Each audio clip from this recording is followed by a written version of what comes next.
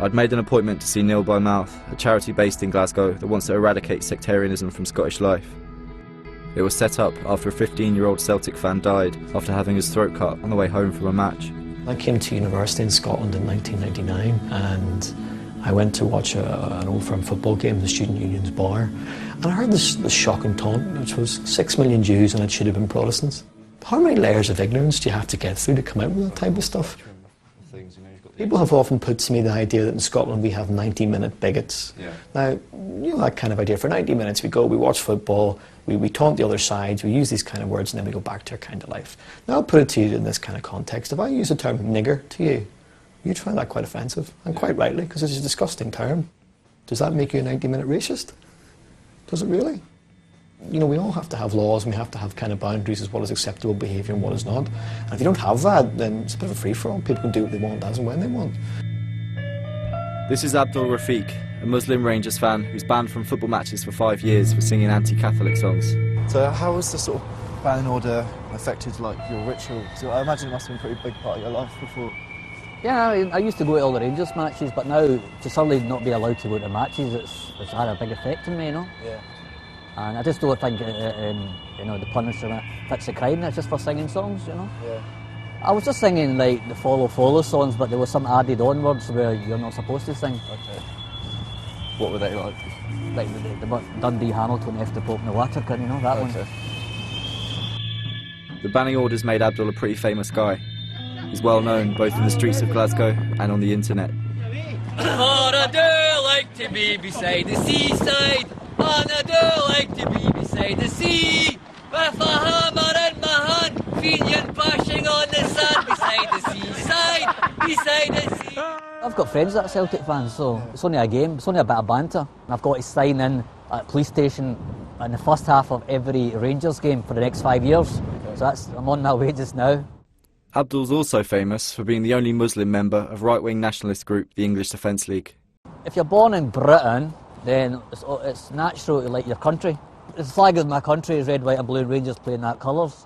I don't go to the mosque to pray 5 times a day or anything, but I'll still like be a good person, you know. Yeah. That's being religious as well. I'm a good person, I'm good to accept everybody, so that's being religious. So I would say I'm a religious in a way. Okay. Do you think you get picked on because Rangers is, you know, traditionally a very Protestant club? Well, because of my connection with the EDL and the SDL, and then the police recognise me, so I do get picked on by the police, you know. That day I got arrested at a football match and obviously I was recognised, you know. Yeah. And it was a high-profile match because we were playing Chelsea, and the Chelsea fans were there chanting my name. Really? Yeah. What were they singing? They were just chanting Abdul EDL. I have had a few racist remarks from Rangers fans, just a few, but you're always going to expect a few anyway.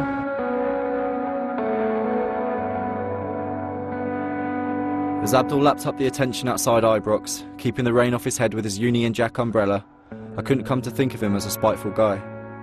It just seemed like he wanted to be part of something, even if that something had turned him into a football bigot who hangs out with fascists. What is it that you identify with EDL? Well, the EDL are against extremism. They're against all sorts of extremism. They're not against just Muslims, they're against all, even the Catholics, IRA and that. And I'm born and bred in Britain and I love my country, so I'm against any sort of extremism, you know. And they're open to anybody, they're not racist and that. Do you not buy the argument that they are themselves racist people, the EDL? But if they were racist, they wouldn't have me with them. Do you think they might be saying one thing and doing another, trying to hide maybe the fact that they are racist by... Well, you know... they're asking me to bring more Muslims to join up. Okay. And when we're walking down the street, they don't shout abuse at Muslims, they actually say to them, come and join us. Yeah. Yeah, cool. How's it going? Alright. Are you banned for stop on Ibrox? Aye. Are you? I'm back with EDL, but... he was from EDL. Don't let them video you. No, it's alright, they're not going against it, alright. Fucking put it against you. No, it's alright. Abdul's mates didn't seem to like our cameras all that much, so, to avoid a beating, we went elsewhere. How does it make you feel when you see... Well, when you see that, you know, it makes me look out to be as if I'm a Catholic hater or something. But that's not the case, you know, because I just think that as banter. We are lonely boys, we're up to our knees in faith, but surrender or you'll die. For we are the rest of Another notorious Rangers celebrity who's against the bill is Sandy Chugg. Sandy was one of the stars of the Scottish football violence scene of the 80s and 90s. He led Rangers' terrifying intercity firm into battle many times. As much as I dislike Celtic songs, the IRA songs and that, I will defend our rights to sing them. The product's not great, the crowds are dwindling, and they want to lock up people for trying to provide a wee bit of atmosphere at football. Finish! Well done, good, good. Keep it going. As far as we know, Sandy isn't a hooligan anymore. Instead, he spends his time here, training kids at this school in Glasgow's East End. Come on, Mohan, wrap your feet round it, come on. I started playing about 8-year-old, then was picked up with Rangers at under 14 level, spent 2 years there. Unfortunately, wasn't good enough to make the grade.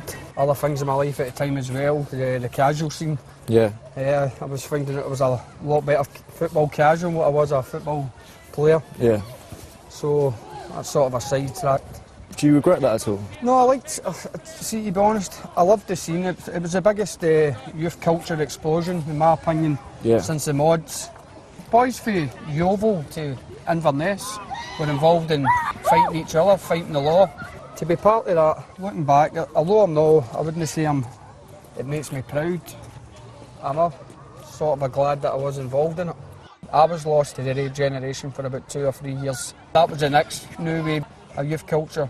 It led me to 3 years in prison for dealing in LSD and ecstasy. That's my major regret in life. My one ambition was to be a Royal Marine and blew that out of the water. I want to prove to the parents that despite my past, I'm the best person to coach your kid. Even though a minority have complained about Sandy's past to the school, he didn't seem too worried about reliving it in front of the parents and their kids. When you see your picture next to words like scum and thugs, and, you know, wrecking the good name of the Tartan Army, I mean, how did that make you feel? In a strange way, I was slightly proud to be recognised. But when I look back, and I'm looking back at a lot of stuff here, I'm kind of saying, nah, it wasn't really one of your cleverest moments in your life, you know what I mean? Yeah. It's something to look back on. It's maybe some people have maybe photo albums. Yeah. I mean, was football violence an addiction for you, do you think? Oh, most certainly. Yeah. Without a doubt, no matter how hard I tried to walk away, I always seem to get dragged back in.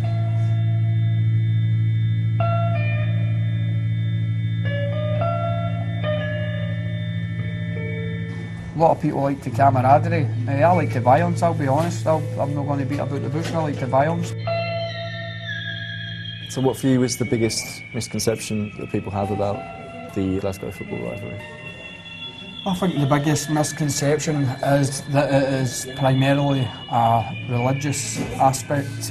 In my own personal opinion, I believe it's now turning into a national identity. Okay. It's Scottish, British, or you're Irish.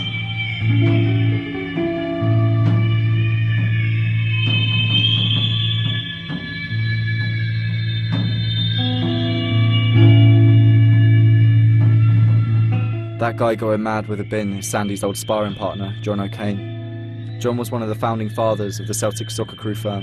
His life with the Casuals saw him up before the judge 66 times. I'd arranged to meet him in a pub across town. What's there when you were fighting more, that kind of unwritten, unspoken code? After the Scotland game, we had a fight with Partick Thistle, and there was a few of them on the ground after it. And the rest of them had run away, and we've got them up, made sure the guy's okay, and things like that. You know, you're right, mate. All your mates have fucked off and left you. Just make sure you're okay. It's an unwritten sort of rule. A fight's a fight. Does that mutual respect extend to Rangers fans? No, certainly not. Because I've been stabbed, like ear cut off by Rangers and slashed so many times. They actually threw one of our boys off a bridge near Ibrox Stadium onto the M8 motorway. The big guys with him were from Shebeen, Glasgow's premier Republican band and lifelong Celtic fans. I am for green field. Each one was a jewel. Now by mouth is the worst. They don't live in the real world. Celtic singing the Fools Are For Now and them singing the famine song. Who cares? Who really cares about it? it's a bit of banter. And my four green field ran red with their blood, said she. Do you feel like Shebeen might be under threat from the bill? Well, if they come in and arrest me or Alan for singing songs of Ireland, and then I'm a political prisoner, in my view. Sectarianism is divisive, republicanism is about unity. And my four green field will bloom once again, said she.